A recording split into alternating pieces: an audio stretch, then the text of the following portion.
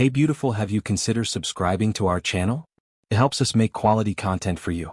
Help us reach our goal of 1,000 subscribers. Rain hammered the quiet park in rhythmic bursts, the wind pushing sheets of water across the pavement like waves crashing on a shore. Gray clouds smothered the sky, and the faint scent of wet earth mingled with gasoline from a distant food truck. A single figure sat alone on a weathered bench near the walking trail, his coat clinging to his shoulders, soaked through. His duffel bag rested by his feet, equally drenched, the fabric worn and patched in places. He held a photograph in trembling fingers, its edges frayed, colors faded by time. A girl's smile beamed from the picture, maybe 7 or 8 years old, arms wrapped around a golden retriever. Jake exhaled slowly, mist curling from his lips. His stomach churned with hunger, but it wasn't that kind of pain that brought tears to his eyes. It was the silence. The kind that wraps around you when there's no one left to call, no doors left to knock on. He wasn't here to beg or bother anyone. He just needed to sit, to think, to breathe. He shifted his weight, wincing at the stiffness in his back, the lingering injury from his last tour. Afghanistan had given him the limp, the scars, the medals, and nothing else. Civilian life had no space for men like him, at least not ones who woke up screaming in the middle of the night or couldn't hold down a job because their hands shook when a car backfired. He'd been surviving on instinct ever since. But today felt different. This bench, this town, wasn't just another stop. His daughter lived nearby. He had no idea if she'd even want to see him, but he had to try. Jake ran his thumb over the picture as if smoothing away the years. The rhythmic tap of high-end sneakers interrupted the storm's symphony. Click, click, click. A small white dog barked as its leash jerked tight. A woman in her early 50s, face rigid with practiced youth, marched along the trail as though she owned it. Her blonde bob didn't budge despite the wind, and her rainproof designer jacket glistened like armor. She spotted Jake immediately. Her expression twisted. She slowed. Then stopped. The dog barked again, more urgently this time. Jake noticed her hesitation and nodded slightly, a polite acknowledgement. She didn't return it. Instead, she pulled her phone from her jacket, her lips already curling into a sneer. "You don't belong here," she said sharply, just loud enough to be heard over the rain. Jake blinked, unsure if she was talking to him or on the phone. "Ma'am?" She took a cautious step back, clutching her purse like it might be snatched. "This is private property." He glanced around. "Pretty sure it's a public park." She ignored the comment and raised her phone, camera lens pointed squarely at him. "I'm calling the police." Jake sighed. "I'm just sitting, not bothering anyone." She sniffed with theatrical disgust, eyes darting around for any witnesses. "Loitering is bothering. I don't pay taxes so people like you can scare children off the trails." The dog let out a whimper, perhaps mirroring the tension between them. Jake stood slowly, not wanting to escalate. "Look, I'm not trying to start anything. I'm a veteran. I served." "Oh, here we go," she interrupted, waving her hand dismissively. "Everyone's a vet when they want pity. What's next? You're sick? Need a handout?" His jaw clenched, but he said nothing. The woman, Karen, as her Facebook followers would later confirm, pressed her phone to her ear. "Yes, hello? I need an officer at Maple Creek Park. There's a man loitering on a bench near the trail. He's aggressive and possibly dangerous." Jake's stomach twisted. "I'm not aggressive. I didn't touch her." Karen didn't stop talking, her voice rising with faux distress. "He's yelling now. He looks unstable. I'm afraid for my safety." A jogger slowed down nearby, glancing between them. Karen turned her volume up a notch, ensuring the new audience heard every carefully chosen word. Jake sank back down onto the bench, weary. This wasn't the first time someone had looked at him and only seen a threat. But it was the first time he felt like the ground beneath him was giving out. The rain, the cold, the accusation, it was all too much. Karen flipped her camera back around and began filming, speaking into the lens. "This is what our neighborhood is dealing with. A homeless man with a temper. Just sitting here staring people down. If the city won't clean this up, we'll have to." She smirked. Jake's image reflected in the camera's lens, soggy, silent, slumped in defeat. Somewhere behind the trees, the sound of tires on wet gravel signaled the arrival of a patrol car. Karen straightened with satisfaction. Finally. The cruiser pulled into view, lights flashing but siren off. A tall officer stepped out, hat low, eyes scanning the scene with practiced calm. He approached, hand resting casually near his belt. Karen greeted him like an old friend, voice laced with concern. "Officer. Thank goodness you're here. He's been scaring people, yelling, loitering. I think he followed me. I felt unsafe. The officer raised a hand to quiet her and turned to Jake. Sir, may I speak with you? Jake nodded, slowly reaching into his coat. The officer tensed slightly but relaxed when Jake produced his military ID and a VA card. Rain dotted the plastic surfaces as Jake handed them over. I'm just passing through, Jake said. Didn't mean any trouble. The officer examined the cards. Name? Jake Monroe. Army? Yeah. Retired. 18 years. Got out in 2019. Karen huffed behind him. He said that already. Doesn't mean anything. People fake that stuff all the time. The officer shot her a quick glance. Ma'am, please give me a moment to do my job. Karen recoiled slightly, but her lips tightened into a smug line. I'm just saying. This is a nice neighborhood. We don't want people like that attracting others. Jake lowered his gaze, hands balled into fists. The officer stepped closer, tone softer now. You okay, sir? Jake nodded once. Just needed somewhere to sit out the rain. The officer looked back toward the patrol car, then at Jake's worn gear. Got somewhere to go? Trying to find my daughter. She lives close, I think. Haven't seen her in years. The officer paused, eyes narrowing, then handed back the IDs. Karen stepped forward, phone still recording. Are you going to remove him or not? The officer turned slowly to face her. Ma'am, I'm handling it. You can put the phone away. Karen gave a dry laugh. It's my right. I have a right to document this. For my safety. Jake stared at the puddles forming beneath his boots, the cold creeping into his bones. He could feel the weight of it all pressing down, years of service, months on the street, and now this. All because he sat on a bench in the rain. The officer didn't move. He looked at Jake again, then at the bench, and finally at Karen's still rolling camera. I'll need a few more details, he said. But for now, there's no law against sitting in a public park. Karen's expression cracked. And for the first time in hours, Jake lifted his head. Officer Daniels stood squarely between the two of them, rain dripping from the brim of his hat. His eyes, calm but alert, flicked between Jake and Karen like a scale measuring the weight of truth. Jake sat motionless, his hands folded on his lap, eyes forward. Karen, by contrast, paced in tight, exaggerated steps, gesturing dramatically with her phone still trained on the man she considered a menace.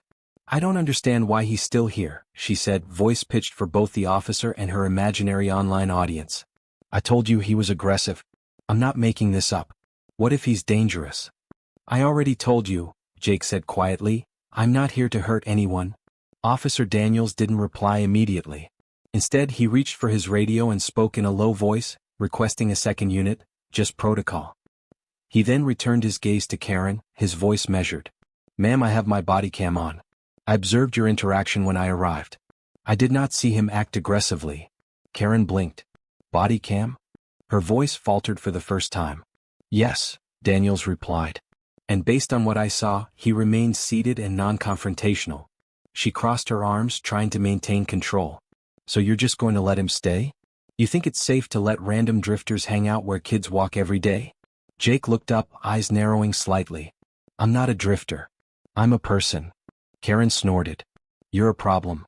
Daniels took a deliberate step forward. That's enough. If you feel unsafe, you're free to leave. But he has every right to be here unless he violates a law. For a moment, silence reigned except for the constant patter of rain on leaves and the soft growl of the little dog in Karen's arms. Her face tightened, lips pressed into a bitter line. I'm calling the mayor. I'm on the HOA board. I have rights too. Daniels raised an eyebrow. Your rights don't override his. Karen pulled her phone closer, flipping the camera back to selfie mode. You all see this, right? Officer letting a suspicious man hang out near a playground. This is what our tax dollars pay for. Unbelievable. Jake exhaled and looked away, jaw clenched so tight it hurt. He wasn't new to this kind of scrutiny. But something about her, her coldness, her certainty, cut deeper than usual. Another jogger passed by, slowing just a bit. The woman cast a glance toward the scene, eyes darting between Karen's monologue and Jake's hunched figure. Karen gestured wildly at her. You saw him, right? He was just sitting there like he owns the place. The jogger gave an uncomfortable shrug and kept moving. Karen turned back to Daniels, indignant. See? Everyone's too scared to say anything. But they all feel the same. Daniels didn't answer. Instead, he shifted focus back to Jake, kneeling slightly to match his seated height. Jake, do you have any family around here? Jake hesitated. Maybe. My daughter. Last I knew she was living a few blocks away. I haven't seen her since she was 10. You trying to find her? Jake nodded slowly. Yeah. I just didn't know how to start. Daniel studied him for a beat. There was something behind Jake's eyes. Exhaustion, yes, but also restraint. Dignity even now. Daniels nodded once, then stood. Karen meanwhile was circling again, voice rising. So that's it? You're going to play social worker now? I have footage of him getting up and threatening me. I never threatened you, Jake said, firmer this time. You lunged, she insisted. Don't lie. I stood up, he said, voice steady. To explain myself. You screamed like I pulled a weapon. Karen's dog barked again, high-pitched and urgent. She shushed it, glaring. Daniels tilted his head. Ma'am, you said he lunged. I was present when he stood. He made no threatening motion. I'd caution you against misrepresenting events to the police. It's a criminal offense. Karen's eyes widened slightly, just for a second. Then she shifted tactics. I'll have the footage uploaded tonight. You'll be hearing from my lawyer. Daniels gave a polite, disinterested nod. You're free to pursue any legal action you feel appropriate. Jake let his head rest against the back of the bench, feeling the cold metal through his wet hood. This wasn't what he expected when he sat down. Maybe some dirty looks. Maybe another night alone under a bus stop canopy. But not this. Karen wasn't done. She turned her camera back to face Jake. I just want people to see the reality. This man is lurking around family parks and we're supposed to just accept that. Daniels took a step between her and Jake, his tone more clipped now. I've asked you to stop filming him. It's public space, she snapped. He didn't argue. Instead, he looked toward the sidewalk as another cruiser rolled in. The backup officer stepped out, gave Daniels a nod, and began speaking with dispatch over the radio. Daniels gestured toward the cruiser. Sir, let's get you out of the rain for a moment. I'd like to take a statement. Jake rose slowly, his legs stiff. He looked at Karen one last time. She smirked, assuming she'd won something. As Jake followed Daniels toward the car, the second officer leaned in and whispered something. Daniels listened, his brow furrowing. He turned back toward Karen. Ma'am, dispatch just confirmed you've made 7 emergency calls in the last month. All for similar complaints. Karen scoffed. So? Daniels paused, considering her. You accused a teenager of stealing your dog when it slipped its leash. Then you called about a mailman walking across your yard. Karen shifted uncomfortably. Neighborhood safety is everyone's responsibility. Understood, Daniels said, voice neutral. But knowingly filing false reports can lead to legal consequences. Karen opened her mouth to reply, but this time nothing came out. Jake stood quietly beside the cruiser, his duffel bag now slung over one shoulder. The rain was beginning to lighten, but his bones still ached. Daniels turned back to him. You said your daughter might be nearby? Jake nodded. Yeah. Last I knew she lived on Woodvine Street. No idea if she's still there. Daniels considered this. If you'd like, I can make a few inquiries. No guarantees, but it's worth a shot. Jake blinked, surprised. You'd do that? Daniels gave a small smile. You served. Least I can do. Behind them, Karen fumed, her live stream still active but rapidly losing viewers. One person had commented, Lady, you're the scary one, and she'd blocked them immediately. Daniels opened the cruiser door for Jake. Warm up in here. I'll be right back. As the door shut and Jake settled into the warmth, he looked out at the woman still pacing with her dog, furious that the world wasn't bowing to her version of it. For the first time in weeks, Jake allowed himself a flicker of something dangerous. Oh. The inside of the cruiser was warmer than Jake remembered. It smelled faintly of leather, pine-scented air freshener, and old coffee. The heat from the vents seeped into his bones, chasing the rain from his skin and the ache from his joints. He stared through the windshield, watching the angry woman shrink into the gray mist of the park. Her silhouette moved like a storm that refused to pass, her small dog trailing behind like a reluctant soldier in a war it never signed up for. Officer Daniels sat in the driver's seat, typing something into the dashboard console with calm efficiency. The wipers hissed back and forth across the windshield, steady and mechanical, in contrast to the emotional chaos they had just left behind. I'm going to make a couple calls, Daniels said without looking up.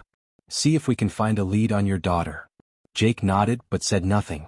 The lump in his throat made speech difficult. He wasn't used to kindness, not without strings attached. A hot meal from a stranger usually meant a sermon or a sales pitch. Shelter came with pamphlets, rules, or suspicion. But this? A cop offering help without an agenda? It didn't feel real. Daniels made the call. His tone shifted from firm and authoritative to soft and inquisitive. Yeah, I've got a Jake Monroe here. Army vet, says he's trying to reconnect with his daughter. Address might have been on Woodvine Street, not sure of the number. Jake leaned forward slightly, trying to read the officer's expression, hoping for some sign, any sign, that he wasn't chasing smoke. There was a pause. Then Daniels nodded slowly, scribbling something on a pad. Copy that. Yeah, I'll follow up. Thanks. He hung up and turned to Jake. You're not going to believe this. There's a Rachel Monroe listed just off Woodvine. House belongs to a Dr. Samantha Wells. Rachel is listed as a guardian case, stayed there after foster care. She's 23 now. Works at a local animal clinic. Jake's breath caught in his chest. Rachel. His little girl. 23? The number hit him like a freight train. Had it really been that long? Daniel studied his face. You okay? Jake managed a nod, though his heart was thundering. Yeah. I didn't think. You want to see her?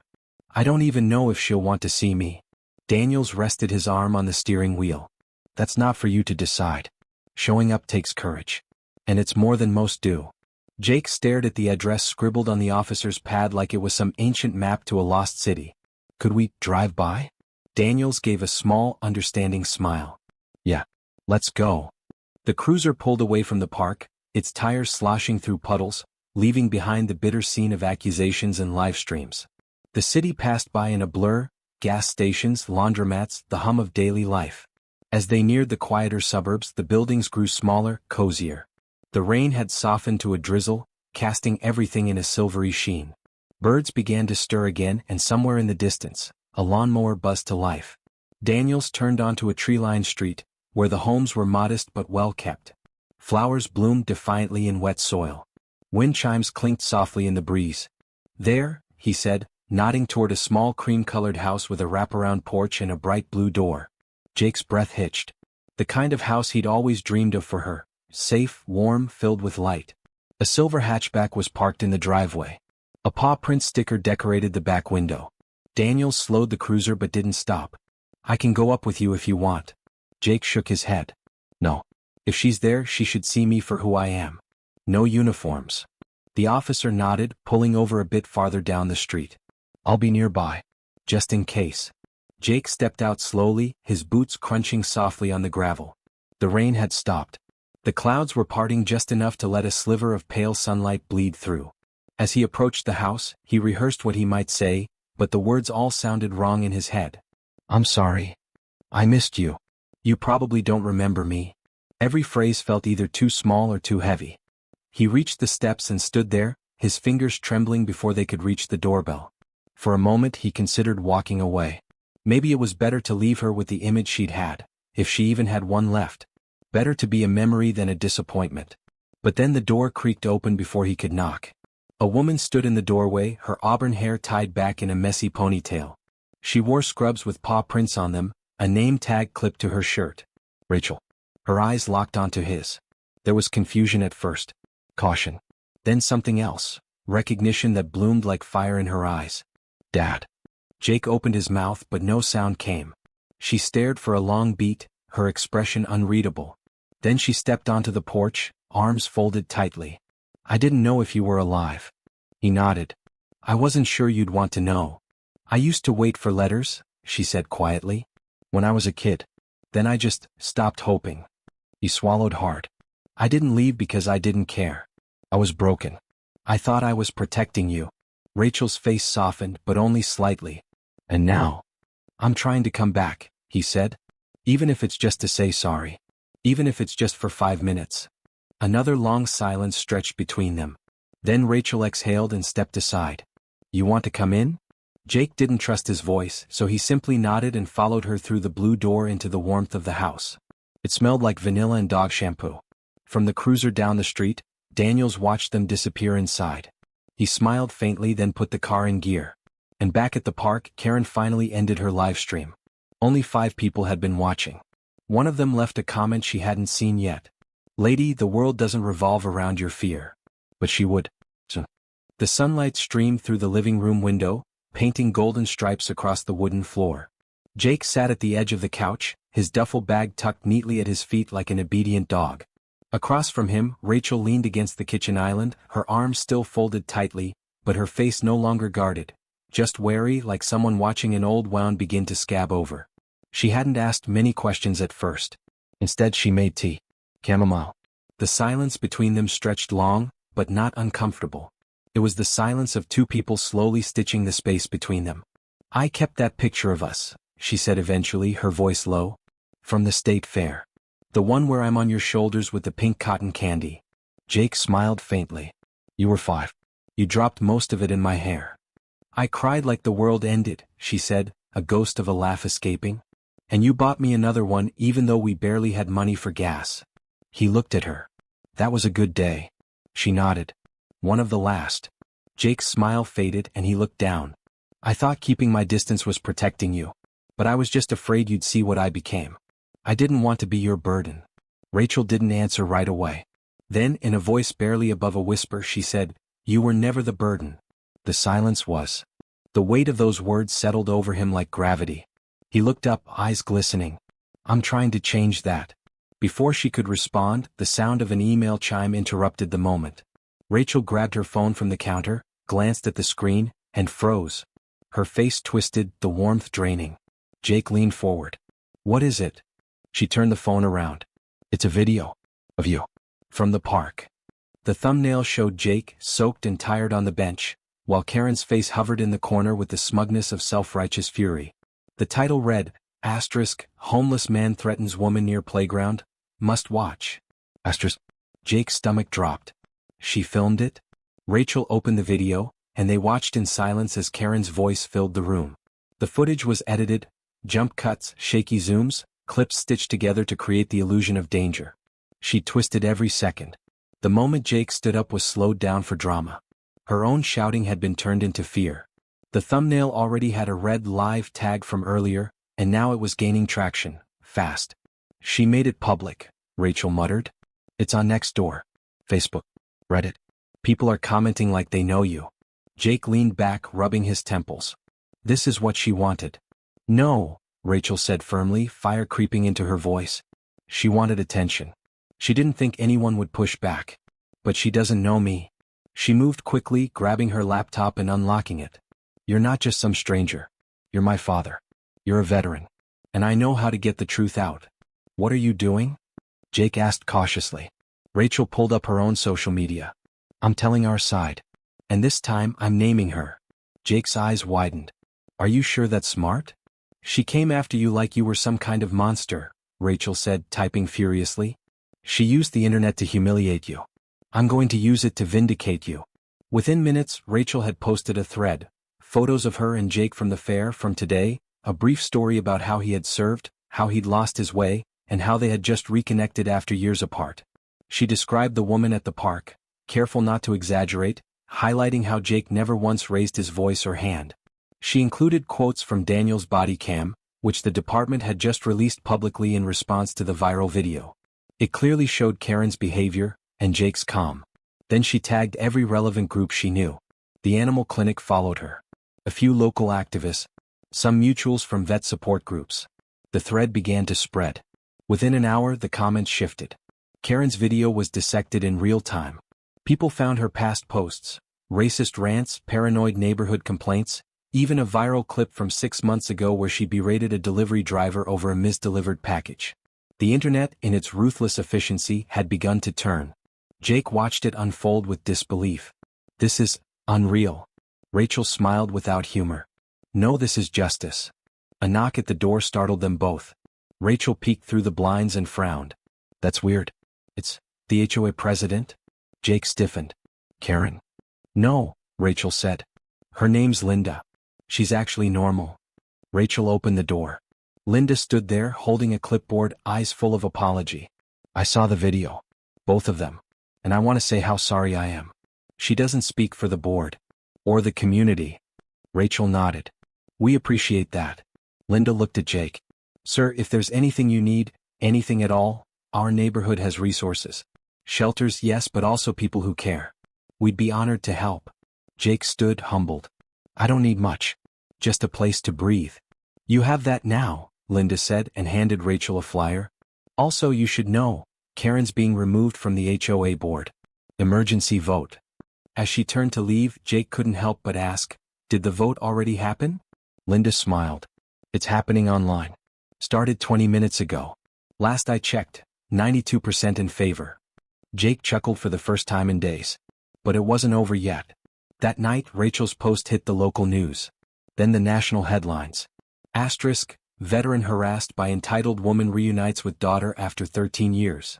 Asterisk, they used the photo from the fair. The pink cotton candy in Jake's hair, both of them laughing, the kind of joy that couldn't be faked. Karen's video, once her weapon, was now her downfall. Memes exploded. Someone auto-tuned her screaming into a pop remix. Another user created a parody account at Bench Police Karen that mocked her with hourly updates on emergency crimes, like squirrels trespassing and kids laughing too loudly. Jake watched it all unfold from Rachel's couch, blanket around his shoulders, tea in hand. It felt surreal, like a tide that had turned without warning. The doorbell rang again, this time Officer Daniels. I saw the news, he said with a grin. Thought you might want an update. Jake stepped onto the porch. Yeah. She's been charged, Daniels said. False report, defamation, public nuisance. She's already lawyered up, but it's not looking great. Jake looked out into the quiet night, the stars finally peeking through the storm-washed sky. Daniels clapped a hand on his shoulder. Looks like the world's finally seeing you for who you are. Jake nodded, his voice steady. And seeing her for what she is. From inside, Rachel called, Dad, come watch. They just played your interview on TV. He turned to Daniels with a soft smile. Looks like I made it home after all. And for the first time in over a decade, Jake Monroe walked inside knowing he belonged.